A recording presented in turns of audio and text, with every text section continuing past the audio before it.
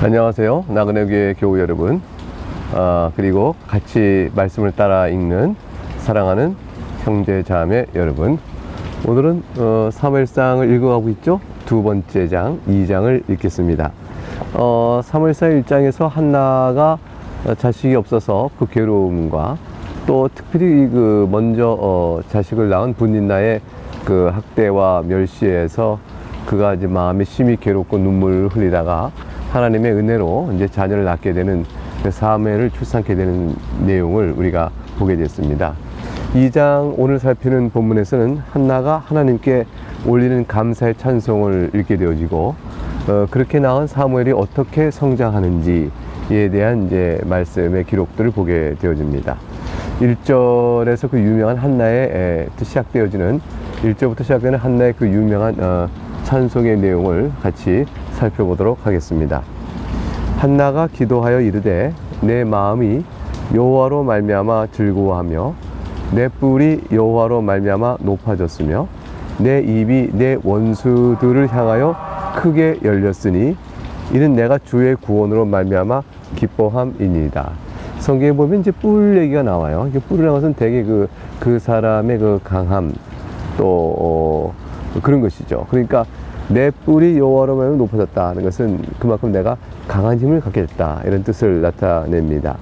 왜 한나가 사무엘을 잉태된 것을 주의 구원으로 말미암아 기뻐함이라고 말했을까요? 여기서 말하는 구원은 자신을 멸시하고 조롱했던 원수들의 핍박으로부터 벗어난 것을 의미합니다. 그러니까 이제 분린나가 한나를 향하여 이제 대적했다, 이렇게 1장에 나와 있는데, 그런 내용에서부터 이제가 해방되었다, 구원을 받았다, 이런 뜻이 되어지겠죠. 비참하고 슬픈 처지에서 새롭게 해방되어진 모습, 그런 것들을 이제 구원이라고 이제 말하는 내용과 같다 볼 수 있겠습니다. 2절에서 여호와와 같이 거룩하신 이가 없으시니 이는 주밖에 다른 이가 없고 우리 하나님 같은 반석도 없으시니이다. 한나는 자신이 이제 사무엘을 잉태하게 된 것이 하나님의 직접적인 은혜인 것을 잘 고백하고 있습니다. 그래야 이렇게 주밖에 다른 이가 없다라고 고백하고 있는 것이죠. 여러분은 어떠세요? 여러분의 삶 속에서 여러분의 슬픔과 눈물을 들어주실 그분이 오직 하나님 한 분뿐이신 것을 믿고 의지하시나요? 3절, 심히 교만한 말을 다시 하지 말 것이며 오만한 말을 너희 입에서 내지 말지어다. 여호와는 지식의 하나님이시라 행동을 달아보시느니라. 한나는 지금 여기서 신론적 고백을 다 이끌어가고 있어요. 자신이 겪는 모든 상황 속에서 하나님은 우리 형편과 처지를 다 아시는구나, 우리 마음속에 어떤 생각도 다 아시는구나. 그러니 하나님 앞에서 자신이 갖고 있는 것으로 해서 교만하고 오만한다면 하나님께서 나를 심판하실 것이라, 이런 내용들을 분명히 본 것이죠. 사실 분린나는 이후로 한나는 또 뒤에 보면 또 나오겠지만 한나가 더 사무엘 이후에 자식들을 계속 놓습니다. 낳게 되어지는데 비해서 분린나 얘기는 더 이상 나오지 않습니다. 결국은 하나님께서 분린나의 교만을 내리시고 한나를 높이셨다 볼 수 있겠죠. 그래서 4절에 용사의 활은 꺾이고 넘어진 자는 힘으로 띠를 띠도다, 이렇게 고백되고 있는 겁니다. 용사의 활, 교만한 자를 의미합니다. 그리고 넘어진 자, 겸손한 자를 의미하죠. 교만한 자를 꺾으시고 겸손한 자에게 힘을 주시는 하나님의 구원론적, 구원사적 행하심, 이것을 이제 하나님의 성품, 그의 능력, 모든 걸 아시는 하나님, 이런 것에 비추어서 고백하고 있는 것이죠. 5절, 풍족하던 자들은 양식을 위하여 품을 팔고 줄이던 자들은 다시 줄이지 아니하도다. 전에 임신하지 못한 자들은 7을 낳았고 많은 자녀를 둔 자는 쇠약하도다. 풍족하던 자들은 양식을 위하여 품을 판다. 이제 그리고 줄이던 자들이 다시 줄이지 않는다. 이 완전히 이제 상황이 바뀌는 겁니다. 사람은 자신들이 보고 있는 상황 속에서 자신의 부와 힘을 자랑하면서 그것이 견고하고 영원할 것처럼 없는 자들을 핍박하고 박해를 하지만, 그러나 그 박해와 핍박 속에는 공의가 없어지게 되는 것이죠. 하나님은 공의의 관점에서 그 같은 모든 악을 행하는 것에 대해서 모든 걸 다 아시는 지식의 하나님이시라 심판을 하게 되어지면 이 세상에서는 영구한 것이 없습니다. 강한 자가 영원히 강하지 아니하고 결국 하나님의 공의로 그들은 무너질 수 있게 되고, 약한 자라 영원히 약하지 않습니다. 그들의 겸손함을 하나님 보시고 높이시는 일이 있게 되죠. 한나는 임신하지 못한 자가 7을 낳았다. 많은 자녀는 쇠약하다 이렇게 비교해서 자신과 이제 붙는다를 비교한 듯이 이제 보여지는데, 실제로 지금 이 찬양을 올릴 때 한나는 사무엘 하나를 낳았을 뿐인데 어찌하여 7을 낳았다 말했을까? 물론 뒤에 한나는 아들 셋과 딸 둘을 더 낳게 됩니다. 그렇게 되지만 7이라는 숫자의 의미는 완전수죠. 하나님께서 하나를 줬어도 완전한 자녀를 준 것과 같이 고백되어지고 있는 것이라 이렇게 볼 수가 있겠습니다. 6절, 여호와는 주기도 하시고 살리기도 하시며 수월에 내리기도 하시고 거기서 올리기도 하시는도다. 하나님의 권능과 하나님의 주권을 고백합니다. 여호와는 가난하게도 하시고 부하게도 하시며 낮추기도 하시고 높이기도 하시는도다. 그러므로 우리가 사는 생활 속에서 하나님의 주권과 권능 안에 사는 줄 알고 모든 일 속에 하나님께 올릴 것은 뭘까요? 오직 감사의 찬송뿐입니다 라는 사실을 이제 한나가 눈물 속의 기도 가운데 사무엘을 낳는 과정 속에서 비로소 깨닫게 되어진 것입니다. 8절, 가난한 자를 진토에서 일으키시며 빈궁한 자를 거름더미에서 올리사 귀족들과 함께 앉게 하시며 영광의 자리를 차지하게 하시는도다. 땅의 기둥들은 여호와의 것이라 여호와께서 세계를 그것들 위에 세우셨도다. 땅의 모든 것들은 다 하나님의 것입니다. 그러니까 하나님께서는 가난한 자, 빈궁한 자, 그들을 귀족과 함께 높이시는 일은 하나님께서는 얼마든지 가능한 일이시죠. 우리를 이 땅에 사는 동안에 하나님의 백성들이 세상에서는 낮은 자요 또 빈궁한 자로 있다 할지라도 훗날에 주 예수 그리스도의 재림하는 그날에 있다서는 다 높이는 영광을 입게 될 것이고, 우리 짧은 한 인생을 마치고 낙원에 이르게 되는 날 우리는 바로 그 영광의 높임이 어떤 것인지 목도하게 될 것입니다. 9절, 그가 그의 거룩한 자들의 발을 지키실 것이요 악인들을 흑암 중에서 잠잠하게 하시리니 힘으로는 이길 사람이 없음이로다. 힘으로 누가 하나님을 이기겠어요? 10절, 여호와를 대적하는 자는 산산이 깨어질 것이라 하늘에서 우레로 그들을 치시리로다. 여호와께서 땅끝까지 심판을 내리시고 자기 왕에게 힘을 주시며 자기의 기름 부음을 받은 자의 뿔을 높이시리로다 하니라. 여기서 이제 여호와를 대적하는 자, 메시아를 또 핍박하는 자, 이런 자가 다 해당이 되겠는데, 자기 왕에게 힘을 주시고 자기의 기름 부은 자의 뿔을 높이신다. 그래서 왕과 기름 부으심을 받은 자는 결국 왕으로 세워 있는 메시아일 것인데, 훗날의 궁극적으로는 이제 다윗을 통해 예표되어지는 예수 그리스도를 가리킨다고 할 수 있겠죠. 한나가 예수 그리스도를 보고 한 것은 아니에요. 그러나 하나님께서 이스라엘 백성을 불쌍히 여기셔서 새롭게 하실 그 보내실 왕과 그 세우실 기름 부은 메시아, 그를 찬송하게 되는 것은 그가 누구인지 모르나 하나님의 구원의 손길을 놓고 찬송하는 한나의 이 찬송 속에는 예언적 적용이 담겨져 있다, 이렇게 볼 수가 있겠죠.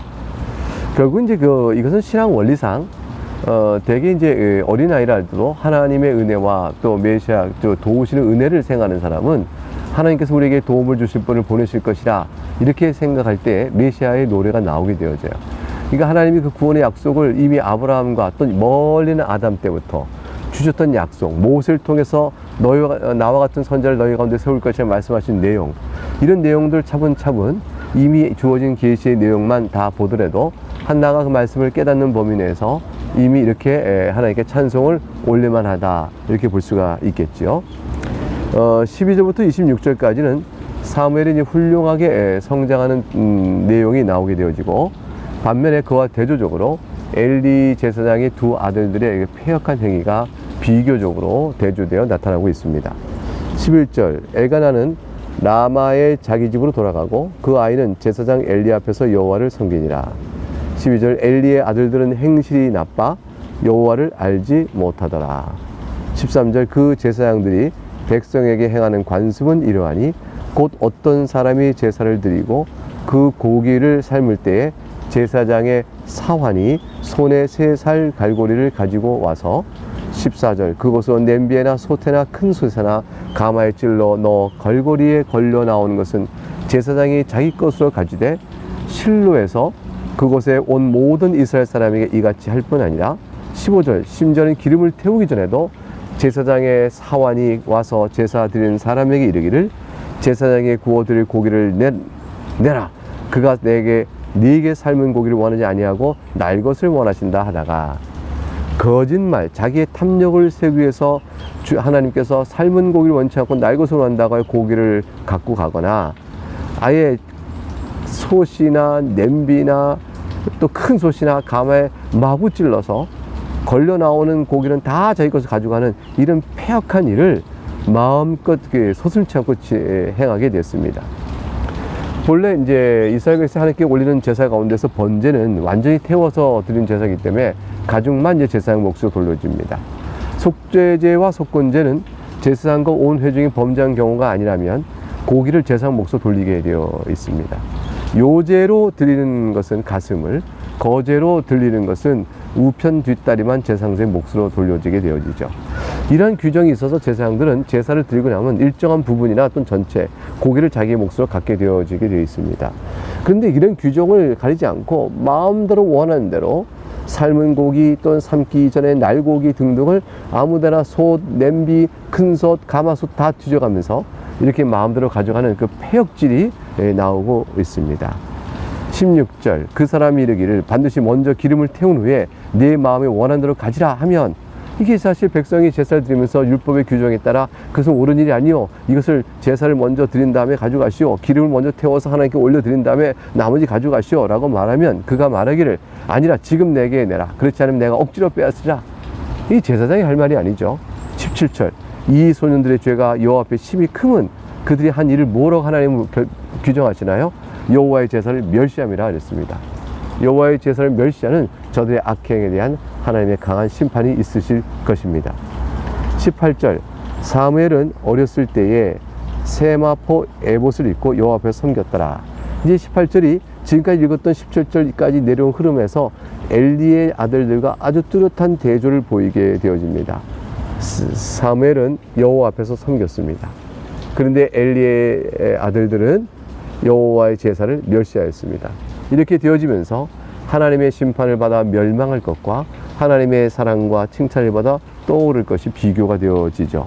참다운 제사장의 합당한 태도가 무엇인가를 선히 비교하여 비춰주고 계십니다. 여기서 이제 에봇이라 하는 것은 제사장이 입는 겉옷을 가리켜 말합니다. 근데 세마포 에봇이라 하는 것은 아주 겸손하고 비싸지 않은 그런 에봇이죠. 근데 이제 엘리 아들들은 화려한 제사장 옷을 에봇을 입고 있었죠.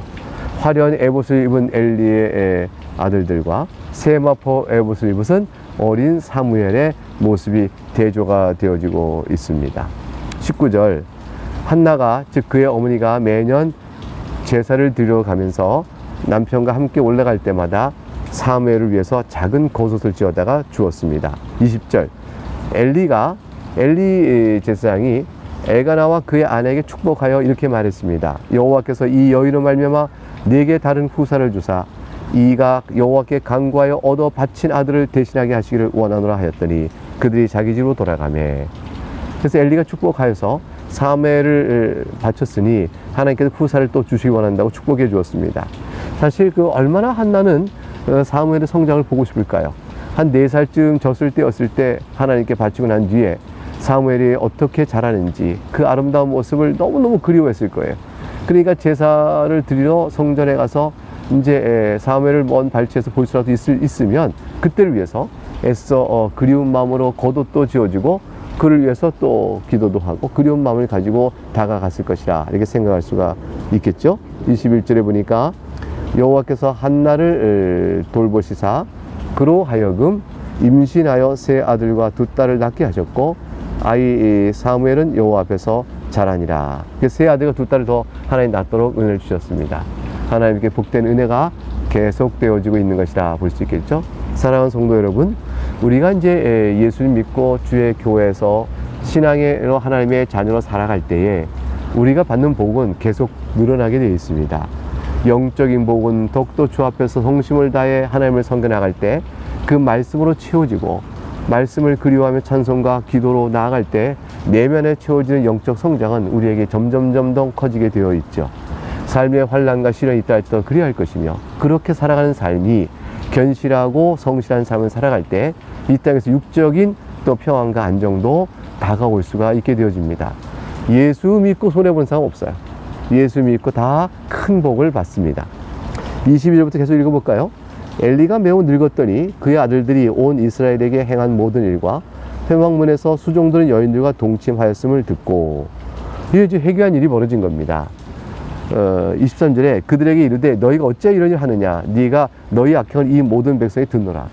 엘리가 이 자기 아들들의 이 악행을 들었을 때에 기가 막히고 얼마나 가슴이 찢어졌겠어요.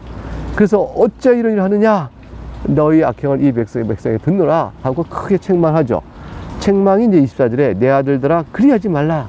우리말은 이제 그리하지 말라가 뒤에 나오지만 히브리 원문은 그리하지 말라 내 아들들아 이렇게 해서 강한 이제 부정이 먼저 나옵니다.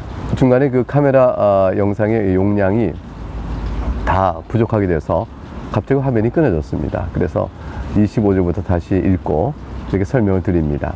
사람이 사람에게 범죄하면 하나님이 심판하시려니와 만일 사람이 여호와께 범죄하면 누가 그를 위하여 간구하겠느냐 하되 그들이 자기 아버지의 말을 듣지 아니했으니 이는 여호와께서 그들 죽이기로 뜻하셨음이더라. 이제 그 엘리의 아들들이 엘리의 말을 듣지는 않습니다.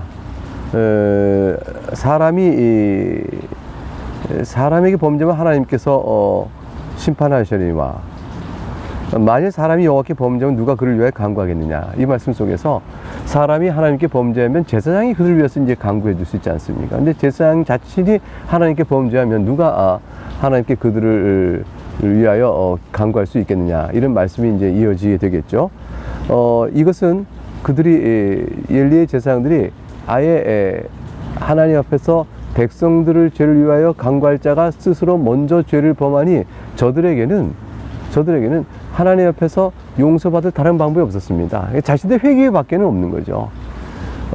그런데 이제 그 다음 말을 좀 눈여겨봐야 되겠습니다. 그들이 자기 아버지의 말을 듣지 아니하였으니 이는 여호와께서 그들을 죽이기로 뜻하셨습니다. 이 말씀이 참 특별하죠. 하나님께서 저들을 죽이기로 뜻하셨기 때문에 저들이 엘리 제사장의 말을 듣지 않았다. 이렇게 되어지면 듣고자 해서나 들을 수도 없었게 된 원인이 하나님께 있다라고 하는 것처럼 오해가 될 수 있죠. 근데 그런 뜻이 아닙니다. 저들이 이제 마음이 부패하고 악하여 하나님의 교훈을 듣고 제사장이 마땅히 해야 될 도리를 알면서도 악행을 계속해 나갑니다. 그 악행해 나가는 일에 대해서 저들이 완악하여져서 이제 엘리 대제사장인 아버지의 말을 듣고도 저들이 돌이키지 않을 만큼 심히 악해졌으므로 회개의 기회를 저들의 발로 차버리게 되는 것이죠. 그러므로 저들의 악행 그대로 하나님께서 저들을 심판하시는 내용이 이루어지는 겁니다. 그래서 결국은 저들이 자신의 스스로 회개의 기회를 박차고 악행을 해함으로 저들이 결국은 죽음의 길로 자초해 나갔으니 이것은 하나님께서 저들을 죽이기로 하신 작정의 뜻이 실행되는 과정이다 라고 볼 수 있게 되는 것이죠. 악인들이 다 심판을 받는 것은 하나님의 큰 작정 안에 있지만 그 악인에 대한 죄의 책임을 하나님께 작정으로 돌릴 수가 없습니다. 자기 자신이 스스로 악을 행하고 회개의 길을 또 거부해버렸던 그 완악함 그 자체에 있다 볼 것입니다. 26절 그러나 이와 비교해서 사무엘의 이제 내용이 어떻게 요약됩니까? 아이 사무엘이 점점 자라매 여호와와 사람들에게 은총을 더욱 받더라. 이것은 나중에 예수님께서 이 땅에 오셔서 성장하시는 모습을 누가복음 2장 52절에 표현하기를 그 지혜와 그 키가 자라가며 하나님과 사람에게 더 사랑스러워 가시더라 라는 말씀이 있는데 그 내용과 비교해 볼 때 하나님의 은혜로 성령의 은혜로 자라가는 인간의 아름다움이 어떤 것인가를 보여주죠. 인성으로 오신 예수님의 인간적 모습도 성령이 충만하여 점점 자라가며 하나님 앞에 또 사랑 앞에 사랑스러워 가듯 사무엘도 그 은총의 빛 가운데서 여호와와 사람들에게 은총을 더욱더 받았다 이렇게 기록되어 있습니다. 우리 모두의 자녀들이 그렇게 자라길 바라고 우리들의 신앙생활 속에서도 사람들과 또 하나님 앞에서 점점 더 보시기에 흡족한 모습으로 우리 인생길이 나아갈 수 있기를 참 바랍니다. 그 길은 엘리 제사장의 아들들과 달라져야 하니 엘리의 책망, 하나님의 책망을 들을 때 회개하고 주의 말씀을 사랑하고 그 가운데 베푸신 긍휼과 자비 가운데 하나님께 찬양을 돌리는 그런 일들에 대한 걸 통해서 이루어질 수 있겠죠. 이제 마지막 27절 36절의 단락은 엘리 제사장의 가문이 멸망을 당하고 다른 충실한 제사장의 가문을 세우실 것을 예언하는 말씀이 나옵니다. 이런 엘리 제사장의 가문은 결국은 다 멸망을 당합니다. 27절 하나님의 사람이 하나님께서 어떤 누구인지 모르지만 하나님의 사람을 보냅니다. 엘리에게 와서 그에게 이르되 여호와의 말씀에 너희 조상의 집이 애굽에서 바로의 집에 속하였을 때에 내가 그들에게 나타나지 아니하였느냐. 너희 조상의 집이란 곧 아론의 집을 뜻합니다. 28절 아론의 후손들의 집을 쭉 뜻하는 거죠. 28절 이스라엘 모든 지파 중에서 내가 그를 택하여 내 제사장으로 삼아 그가 내 제단에 올라 분향하며 내 앞에서 예봇을 입게 하지 아니하느냐. 이게 하나님의 영광이에요. 제사장 직분 자체에 부르심 받은 게 얼마나 큰 영광이에요. 이스라엘 자손이 드리는 모든 화제를 내가 네 조상 집에 주지 아니하였느냐. 하나님께 이렇게 은혜를 베풀었거늘 29절 너희는 어찌하여 내가 내 초초에서 명령한 내 제물과 예물을 밟으며 네 아들들을 나보다 더 중히 여겨 내 백성 이스라엘이 드리는 가장 좋은 것으로 너희를 살찌게 하느냐. 사실 엘리가 제물과 예물을 밟은 적은 없지요. 그러나 아들들이 행한 모든 일들이 엘리 제사장 집안의 일이고 그 집안의 일에 대한 대표로서 엘리에게 그 책임을 묻고 있는 것입니다. 결국 엘리가 어미 꾸짖을 넘어 그 제사장 자기 집안 가정에서 그것을 끊어내고 완전히 제하였으나 거기까지 나가지 못했고 결국 자기 집안의 죄로 그것을 다 안고 가고 있었던 겁니다. 30절 그러므로 이스라엘 하나님 나 여호와가 말하노라 내가 전에 네 집과 네 조상의 집이 내 앞에 영원히 행하리라 하였으나 이제 나 여호와가 말하노니 결단코 그렇게 하지 아니하리라. 나를 존중히 여기는 자는 내가 존중히 여기고 나를 멸시하는 자를 내가 경멸하리라. 이 말씀은 참 마음에 둬야 될 일입니다. 우리가 하나님을 존중히 여기고 찬송하면 하나님께서 우리를 존중히 여기십니다. 그러나 우리가 하나님을 경멸히 여기면 하나님께서는 우리를 또한 경멸히 여깁니다. 예수님께서도 너희가 사람 가운데 나를 인정하고 내 이름을 높이면 내가 그를 아는 자요 내가 그를 인정하리라 하셨습니다. 우리는 하나님께 속한 자요 예수 그리스도의 자녀입니다. 세상 속에 그리스도의 자녀로서의 자기 빛을 나타냄에 있어서 주저함이 없어야 될 것입니다. 거기에 우리의 참된 기쁨과 자랑이 있겠죠. 31절부터 읽겠습니다. 보라 내가 네 팔과 네 조상의 집 팔을 끊어 내 집에 노인이 하나도 없게 하는 날이 이를지라. 그러니까 결국은 그 집안이 가문이 이제 끊어지게 되죠. 엘리 집안의 후사를 없게 하고 그대로 이제 멸문지화죠. 가문이 이제 멸하게 되는 화를 주님께서 심판을 명령하십니다. 32절 이스라엘에게 모든 복을 내리는 중에 너는 내 처소의 환난을 볼 것이요 내 집에 영원토록 노인이 없을 것이며 내 제단에서 내가 끊어버리지 아니할 네 사람이 너의 눈을 쇠잔하게 하고 너의 마음을 슬프게 할 것이요 너의 집에서 출산되는 모든 자가 젊어서 죽으리라 하셨습니다. 34절 너의 두 아들 홈니와 비느하스가 한날에 죽으리니 그 둘이 당할 그 일이 너에게 표징이 되리라.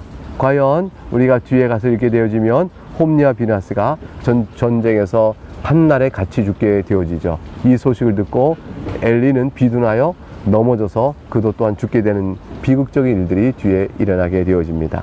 35절 내가 나를 위하여 충실한 제사장을 일으키리니 그 사람은 내 마음 내 뜻대로 행할 것이라. 내가 그를 위하여 견고한 집을 세우리니 그가 나의 기름 부음을 받은 자 앞에서 영구히 행하리라. 여기서 말하는 나를 위한 충실한 제사장이라는 것은 첫 번째로는 이제 사무엘이 되겠죠. 그러나 사무엘 아들들이 그 제사장직을 이어받지 않고 사사로 일컬음을 받게 됩니다. 그러므로 2차적으로 이 제사장과 왕과 메시아로 불릴 자는 결국은 다윗을 가리킨다라고 볼 수 있어요. 하나님께서 그걸 염두에 두시고 하시는 말씀이에요. 그런데 궁극적으로 누굴까요? 견고한 집을 세우고 나의 기름 부음 받은 자 앞에서 영구히 행하게 될 그 영구히 또는 견고할 자는 누굴까요? 예수 그리스도이시죠. 이제 사무엘을 다시 세우시면서 그리스도로 속에서 나타낼 사사와 또한 제사장 또 왕이 되어지는 그런 모든 참된 메시아상을 주님께서 사무엘을 통해서 그 일을 이렇게 그림자처럼 그를 사용할 것을 말씀하므로 엘리의 죄악됨을 분명하게 꾸짖고 계십니다. 이 36절 마지막 절이죠. 그리고 네 집에 남은 사람이 각기 와서 은 한 조각과 떡 한 덩이를 위하여 그에게 엎드려 이르되 청하노니 내게 제사장 직분 하나를 맡겨 내게 떡 조각 하나를 먹게 하소서 하리라 하셨다 하니라. 궁핍이 있을 것이라. 엘리 제사장 집에 남은 사람이라고 와봐야 은 한 조각과 떡 한 덩이를 위해서 엎드려 청하느니 그저 내게 떡 한 조각을 먹게 하소서 할 만큼 궁핍을 당하게 할 것이다. 이렇게 엘리 가문의 집안의 멸망을 하나님이 심판적으로 선언하셨습니다. 하나님께서는 지식의 하나님이십니다. 한나의 노래를 우리가 기억하죠? 우리를 긍휼한 겸손하고 낮은 자를 높이십니다. 교만하고 악한 자를 내리치십니다. 하나님을 대적한 자는 망할 것이요 하나님을 찬양한 자는 살 것입니다. 하나님은 창조주시잖아요. 그 하나님을 섬기는 것 외에 피조물 된 우리의 가장 큰 행복이 어디 있겠습니까? 주 예수 이름을 부러 주의 자녀 살아가는 우리 인생이 그 어떤 인생보다 복된 것을 생각하고 감사함으로 살아가는 하루가 될 수 있기를 주의 이름으로 축복합니다. 감사합니다.